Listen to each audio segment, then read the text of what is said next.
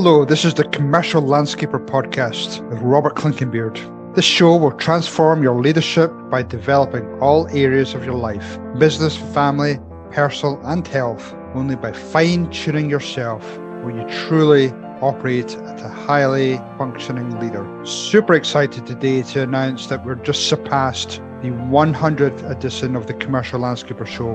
And we're going to see better things from us this year. We're going to be introducing some education, courses in leadership and sales that you could apply and join and try to improve yourself. So hopefully you can join us in some of these courses and reach out if you want to hear some new guests. This is all about bettering you, bettering your business and make you function at a super high level. Thanks again, everyone. Cheers. Hi, this is Robert Clinkenbeard with the Commercial Landscaper Podcast. I've got a special guest on today, Corey Kupfer. Corey, thanks for joining today. Maybe you could tell the audience a little bit about your background.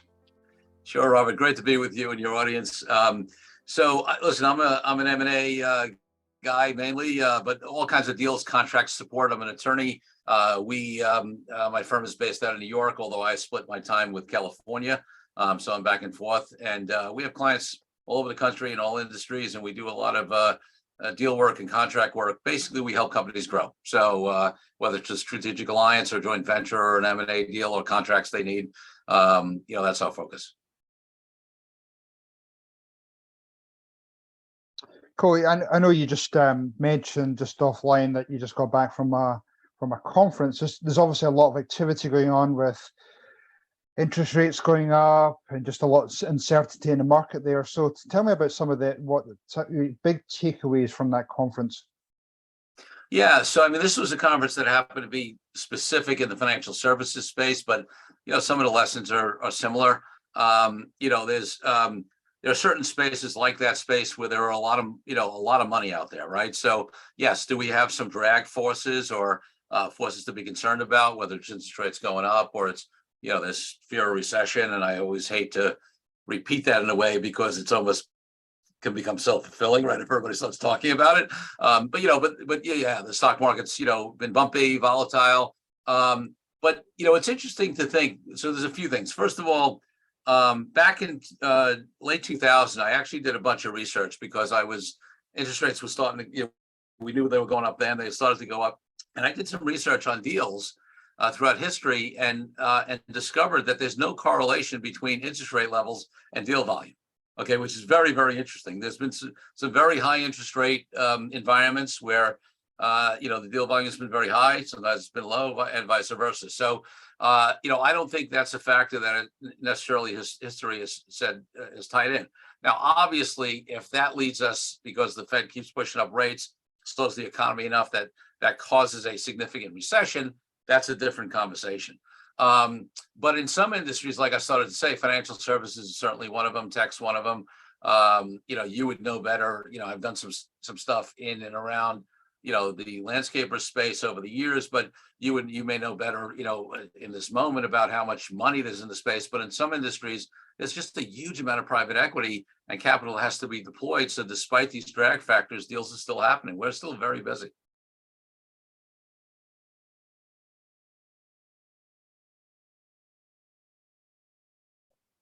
Sorry, I was on mute there. No, I hear a lot of people that are concerned with the interest rates going up and just, it's just making people really hesitant, not sure what to do in terms of even growing their business. They keep saying, well, should I try and get out immediately, or should I maybe even consider doing some acquisitions in my local market? So it's just, there's a lot of uncertainty out there. So I just thought it'd be good to get you on and just to get your feedback. One of the things that we talked offline about was, people immediately think about M&A and just, buying or selling locally, but, you brought up an interesting point around, there's other ways around, joining forces and fighting against some of the big boys, as we talk about. Yeah, I'll give you an example, not directly in this industry, but it's parallel, okay? And it's a guy that you may even know, Robert. I don't know. He's a NEO guy out of New York. Damon Gersh was the president of the New York chapter some years before I was. and Damon runs Yeah, yeah. he sold it recently, but he ran for many years a family business. His father started in the disaster restoration space, so fire, floods, even after 9/11. He's got an amazing story on how he handled a lot of the rehab of 9/11. But what's relevant to this conversation is he was in that position. There were a lot of, there were some big players coming in, nationwide companies. He was a strong local player, regional player, but there was some competition coming in from the big boys. And one of the things that we actually helped him do this, he created a brilliant move, sort of an association or affiliation of some of the stronger, more middle market, lower market, players that were more regional or local. And they created a true affiliation, not just a, hey, referral network, but where they were, like informal referrals, but they created a model for how they referred each other to business and what the splits were going to be and how the business came in and documents around it. And then they did some joint, marketing efforts, right? So that was called Restoration Associates and their, model. So I think, in any kind of business where you have a lot of localized, businesses where consolidation has started to come in and there's some bigger players, they can, that's a model, that's an interesting model to say, hey, why don't we get together with a number of these companies that are not in our geography, probably not real competitors to us because a lot of it's localized, right? And join forces to try to compete against the bigger players, the national players that have more reach. They funded some money in for for advertising. They had very robust systems and referrals. So that's just another option, sort of a strategic alliance, industry-wide relationship, or even if it's just with one or two other players in your general locality, you can do these strategic alliances where referral arrangements where somebody gets paid for sending you business and you start to compete with the bigger players. No, I like that a lot, and I suppose my mind immediately goes to, well, I mean, how would that work? Because obviously you could reach out to some of the local people and you could create that program, but in terms of, I think a lot of people get scared by doing that because they don't know how to structure that, what it would look like. Is that where someone like your firm would be able to come in and almost act as that, not necessarily a broker, but that mediator to come up with some type of a contractual arrangement just to make sure everything was above board? And Yeah, no question. We do, we've done that in various industries where we'll structure and design it. The thing that we can handle all that aspect of it. The thing we can't handle that, your listeners and clients would need to do is, obviously you want to make sure you're doing this with trusted people, right? And one of the things that I think a lot of small and medium-sized business owners don't do as good of a job with is even just spending time with people in their industry, right? I mean, especially, I've done things on my podcast even about doing deals with your competitors, but let's forget that for a moment. Let's just talk about folks that may be in different geographies, so they're not really competitive to you. Well, more than just having lunch at the industry conference, why not really, spend some time, share best practices, get to know each other well so that you have that trust factor. Yeah. And then once you have that, then somebody like me can easily help you design, a program or a structure, a contractual arrangement that will, make sure that there's accountability and everybody gets paid and there are standards and, and all that kind of stuff. That's totally doable.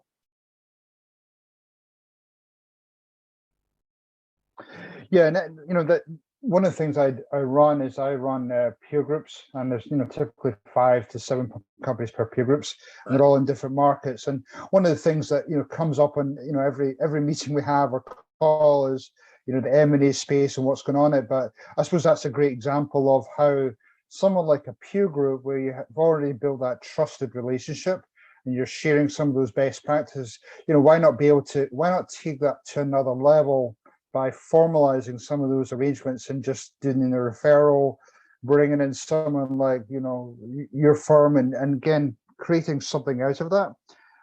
So I really like that idea.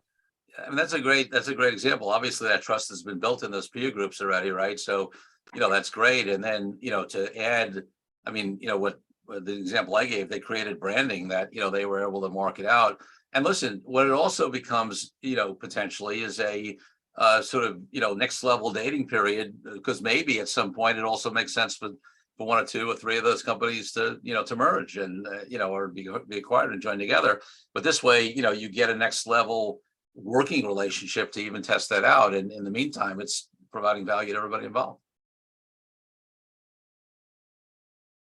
Yeah, no, for sure. And it's actually funny you mentioned next level, because one of the peer groups, one of the higher functioning peer groups was called Next Level. There you go.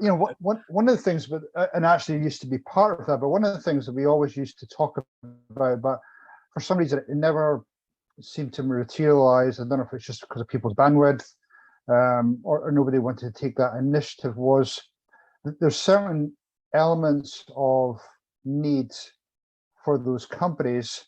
For example, maybe a high level CFO, or maybe there's a recruitment manager that each company could potentially hire, but is there some value in which all those companies can pull together and hire that high level person, and there's just some type of arrangement where they split that time or whatever. But have you ever seen that work before? I have, and listen, obviously there's all the challenges with that. Companies have different cultures, they have different things going on, whatever. So there are some challenges with it, but I've definitely seen it work. I mean, listen, there's a reason why there's such a building of a fractional CFO, CMO, whatever market, right? Because companies need only a portion of somebody's time, and there are people out there who have those models that just do it for a bunch of folks, and obviously that's an option.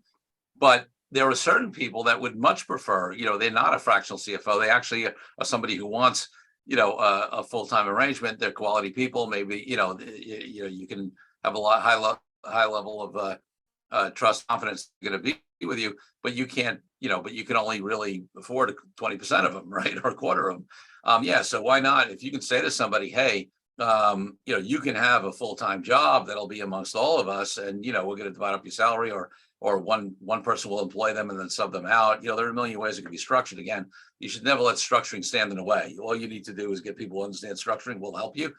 Just figure out the business objective and the business deal. What do you want to be? What do you want to get to? So, I think that's a great idea, and I've seen that in in a number of of industries. And listen, especially nowadays, I think I always talk about mindset a lot, right? And one of the things that stands in the way sometimes of business owners like us, entrepreneurs, and our clients in growing, in fact, often it's the biggest thing is a mindset, is the ability to have a mindset shift, right? And if we stay in an old paradigm of business where we just have, employees, and we got to control them, and they got to be full time, and they got to be in the office, and they got to be all these stuff, or out in the fields, and doing the lawns on the trucks, wherever it is, I mean, business evolves, and certainly this ability to have less traditional arrangements to get key talent. The companies that are doing that in various ways are the ones who are doing a lot better. No, I think you make a really important point, around the mindset, because, I recognize a lot of companies that don't really necessarily know the M&A space. They come to it being somewhat nervous, skeptical of that, scenario, and then maybe the shift from being that skeptical to become almost, I don't know, just maybe stubborn in the way they want to move forward. How I mean, you must see a lot of situations where people's either ego or mindset have got in the way of a deal being done, and how do you, I suppose, recognize that when you're evaluating people coming in through your system, and then how do you then handle that? Sure. Yeah. I mean, there's no question about it. I mean, I talk about it. It's one of the things I talk about in my authentic negotiating book. One of the 7 reasons that people fail in negotiations is ego. It's the same thing in business deals, right? It just gets in the way. And ego stops us from hiring key people that maybe are smarter than us. It stops us from wanting to give up control in certain situations. And listen, don't get me wrong. I mean, there's a reason I'm an entrepreneur, and I've been out of Boston over 30 years. I like being the king, right? I like being the visionary. I like making the decisions. But it's important for people to spend the time and looking at and saying, hey, what are really my objectives? And what is really ego, and what is just really aligned with my truth, right? Like if I say, hey, I just really want to control these decisions, and it comes from a very deep, pure place, that's okay. There's nothing wrong with that, right? But if you're coming from some, less grounded place, right? Just reaction, feeling like, fear you're not going to be needed, or the need to be important, or any of these other stuff. That's where you run into trouble. So a lot of my work, for example, my book and any of the trainings I do on negotiators, is really so much more about the internal work. Most of the negotiating training out there is about tactics and counter tactics. And if they say this, you do this, and, and strategies. And some of that stuff's valuable. Some of it, frankly, is manipulative and not so good. But even the stuff that's valuable, my argument is that, hey, if we don't do as entrepreneurs, and it's true in negotiating, it's true in general business, it's true in getting deals done. If we don't do that deep internal work, right, to figure out exactly what we want, why we want to do the deal, what's pure to us, what we're trying to achieve, right, not all this other stuff that might be on top of it, then we have much less chance of getting deals done and having negotiations be successful. So a lot of my work really focuses on that inner body of work. So to some extent, the people who know me almost self-filter, right? Because they know that's where I come from. So if they're not up for that work, they're less likely to come to me. Obviously, at times I do get folks like that, or get folks on the other side, and you got to deal with it. And, one of the things that I do, which is probably, pretty different than a lot of lawyers, is I'll have those deep conversations. I'm not a coach, I'm not a consultant, but in the context of what we're doing, we'll talk about, hey, let's take a step back. Okay, you want to do this deal, you're stuck in a particular place. Let's really take a step back and let's look at the why. Let's look at what, have you gotten really clear on what's important to you, and like from a pure place. I have people do a lot of stepping back and thinking and internal reflection, because listen, let's face it, as entrepreneurs, executives, and business leaders, our personal state, our level of clarity, our ability to stay focused and calm and not let our own garbage get in the way really makes a difference in our business success. And I think that's the area to work in if you really be successful in deals and grow your business to that next level. No, I love that. So tell me a little bit more about your book. I mean, you obviously touched on it there, but what was the reason for writing the book? And then, what do you hope to achieve from your book? Like bestseller globally? Yeah, well, we were, we hit maybe. Amazon bestseller in several categories, well? which was pretty cool. The book's been out now almost 5 years. It's been, actually, 5 years. It's kind of wild. Really what happened was I negotiate every day, right? So I have developed this very particular sort of, approach to negotiating, philosophy, ethos around negotiating. And I would be informally training my clients in it, right? Sometimes I'd be negotiating for them, sometimes they'd be negotiating for themselves. And the level of success, was very high. So a number of people said to me, you should be, training on this, you should write a book on this. And then my wife put it in a way that I kind of looked at it strangely, but she said to me, she said, Corey, you got to write the book. You don't want this to die with you in it. And I'm like, wait, do you have something I should know? I'm only, whatever, at the time, 50 something. I think I got a long way to go. Something you want to tell me? No, but she really meant it in a good way. So, so my goal on the book was to really, get that information out there and get people thinking about it, about the internal body of work that needs to be done to become a great negotiator. It really comes from studying master negotiators for decades and seeing, the ones that, seeing, for example, I talk about this conversation of detachment. I mean, your master negotiators, right? They have a preference to get the deal done and the negotiation successful, but push comes to shove, they're ready to walk. And here's the big thing. Everybody knows you should be able to walk away from the deal, but most people who walk away from the deal or the negotiation walk away from a place of anger, upset, ego, right? They have judgment. The best negotiators, if they ever walk away, they only walk away because they're clear that they just can't achieve their objectives right now. It's not because the other side is anything bad or whatever. It's just, and they're just as willing to not do the deal as they ought to do the deal ultimately, because they know the only thing worse than a bad, than doing no deal is doing a bad deal. So that was my motivation, and I also, frankly, I started to study and figure out this new environment, talking about, we talked a little earlier about having to pivot the mindset, right? Well, for me, there were very traditional ways I got business that was still working. But I always had this thing about how do I stay top of mind, right? Like really stay top of mind. And, the internet was social media and all that stuff. And I said, you know what? this authority marketing, this thought leader, approach really makes sense to me, right? It's in alignment. It's a way you serve people and give them good information, and then yes, business will come to you. So that way of developing more business by being of service really aligned with who I am. And so, I wrote the book, and a couple of years later started the DealQuest podcast, which is now taken off and, been around we're approaching our 200th episode, and, it's gone way beyond my wildest dreams. That's awesome. Yeah, so that's all, been in that category of, hey, how can I reach more people, serve them, give them great information, and then sure, some percentage of them will come and work with me. But Cool. Stuff I love talking about anyway. So that's awesome. And if there was one thing, if you were to go back and rewrite any part of your book, now we've gone through COVID, now we've gone through all this other crazy stuff going on, what would that one thing be? That's a great question, Robert. I haven't thought about that. I guess, boy, I don't know, because I talked in the book about other, I talked about the Great Recession and shared my personal adversity story. So it's not like, COVID's just another kind of, adversity.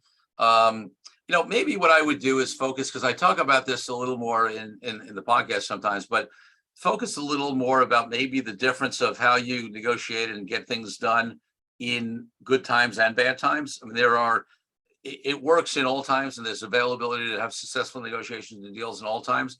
But I don't think that was an area, I mentioned it, but it's not an area that I focused on. I mean, the principles apply across the board, but I do think there are some differences. And I think also, especially with regard to the emotional impact and the fear impact and things like that, when we hear about that there's, or we experience that there's a challenging economy, I think there's probably a deeper cut on that, and how the people who are successful not only survive, but some of the biggest companies have come out of down economies, right? Because they're the ones who survive and thrive. And when everybody in the competition thins out, and by the way, you can do deals and acquisitions at, cheap prices and gain talent and things like that when there's a tough economy. So that would be a cool area to focus on that I think would serve people that I didn't as much so in the book.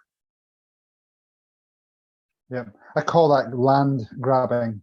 Yes. When everybody's heads are down and they're dealing with, just go out there and, buy companies or just grab as much land as you can. So, Corey, if people want to get in touch with you and, connect with you through LinkedIn or whatever, what's the best way for them to reach out to you and learn a little bit more about you, about your company or your podcast?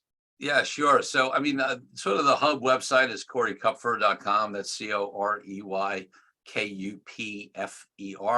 And, you can see the book, the podcast, you can click through to the law firm there. Law firm website's kupferlaw.com, but again, you can get there. And then on all the social stuff, I'm just my full name, Corey Kupfer, CoreyKupfer. Okay. Awesome. Corey, really appreciate the time today. Thanks for your insight. Really great to see you. Hopefully see you in Mexico in a number of weeks' time, but really appreciate your insight. Thank you, Corey. Well, thanks for having me on. It was a lot of fun. That was the Commercial Landscaper podcast hosted by Robert Clinkenbeard, and I'm the author of the Ironman Mindset for Entrepreneurs. If you want to find out more about the show, you're welcome to go to thecommerciallandscaper.com, or if you want to learn more about courses, education, buying some books, even if you want to just drop a note and suggest a guest, I'd love to hear from you. Again, this is Robert Clinkenbeard, the Commercial Landscaper podcast. Cheers, everyone.